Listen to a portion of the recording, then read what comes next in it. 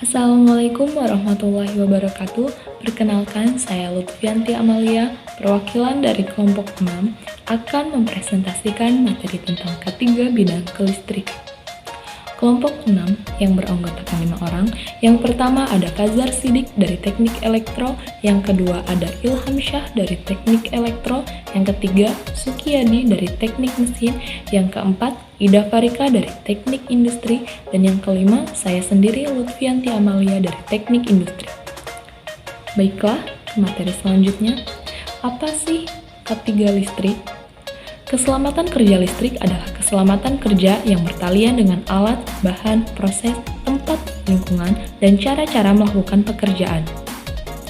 Selanjutnya, ruang lingkup dan tujuan K3 listrik. Ruang lingkup yang termasuk dalam pelaksanaan K3 listrik diantaranya perencanaan, pemasangan, penggunaan, perubahan, pemeliharaan, pemeriksaan, dan pengujian. Tujuannya melindungi keselamatan dan kesehatan tenaga kerja serta orang-orang lain yang terlibat di lingkungan kerja yang berpotensi terkena dampak bahaya kelistrikan. Berdasarkan Peraturan Menteri Ketenagakerjaan Nomor 12 Tahun 2015 tentang Keselamatan dan Kesehatan Kerja, listrik di tempat kerja, pengusaha dan atau pengurus wajib melaksanakan K3 di bidang listrik di tempat kerja. Berikut adalah simbol-simbol tentang bahaya yang harus dipatuhi. Yang pertama ada stop, obey, danger, safety, fire. Ini adalah contoh simbol bahaya listrik, yaitu ada bahaya listrik tegangan tinggi dan bahayanya apabila kita tersetrum listrik itu bisa menyebabkan kematian. Salah satu cara melindungi pekerja dari bahaya listrik adalah dengan menggunakan alat pelindung diri atau bisa disingkat APD. APD sebagai alat yang dikenakan oleh pekerja untuk memberikan perlindungan dari bahaya, tentunya wajib disediakan oleh perusahaan. Kewajiban ini tertuang dalam Peraturan Menteri Tenaga dan Transmigrasi Nomor 08/Men/7/2010 tentang alat pelindung diri dan perusahaan wajib untuk menyediakan APD sesuai dengan Standar Nasional Indonesia atau SNI bagi pekerjanya. Kita juga sebagai pekerja mempunyai tanggung jawab atas penggunaan APD di antaranya. Yang pertama, memakai APD dengan benar. Yang kedua, mengikuti pelatihan tentang APD. Yang ketiga, merawat, membersihkan, dan menjaga APD. Yang keempat, menginformasikan atasan tentang keperluan perbaikan atau penggantian APD. Selanjutnya, sudahkah kita melindungi teknisi listrik kita? Apa yang dapat digunakan? Yang pertama, sarung tangan, isolasi karet, dan pelindung kulit. Yang kedua, lengan isolasi karet untuk melindungi lengan dan bahu.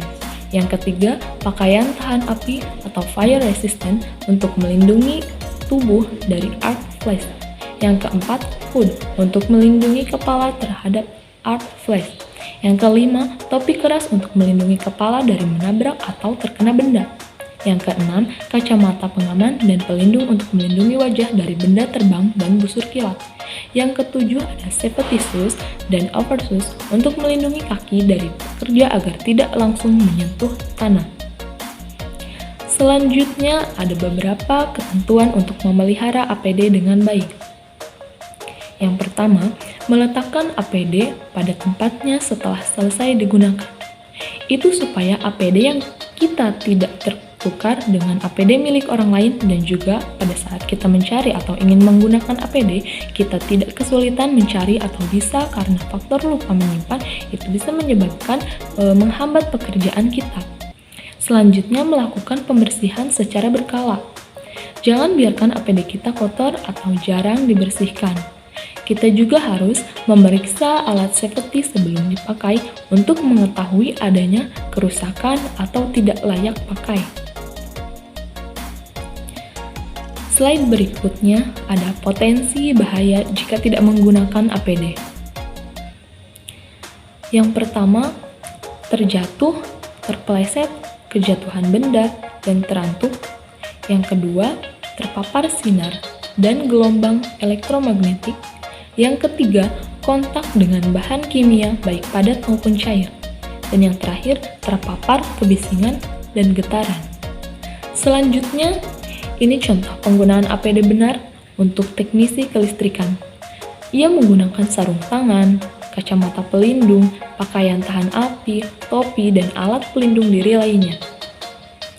Berikutnya kita sertakan contoh kasus mengenai kecelakaan kerja dalam K3 bidang kelistrikan. Selamat menyaksikan.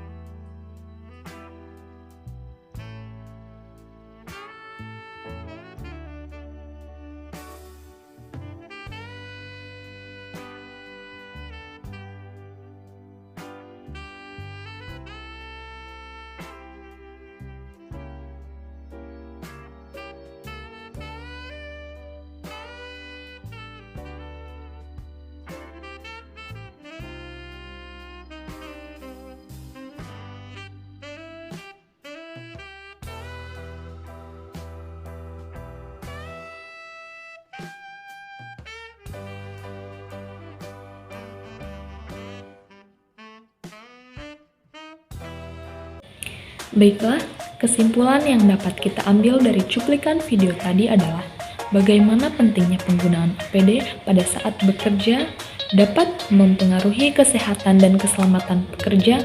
Kurangnya kesadaran diri untuk penggunaan APD saat bekerja bisa mengakibatkan nyawa kita melayang.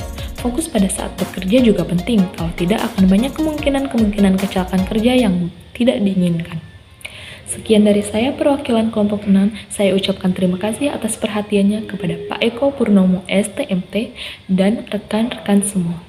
Assalamualaikum warahmatullahi wabarakatuh.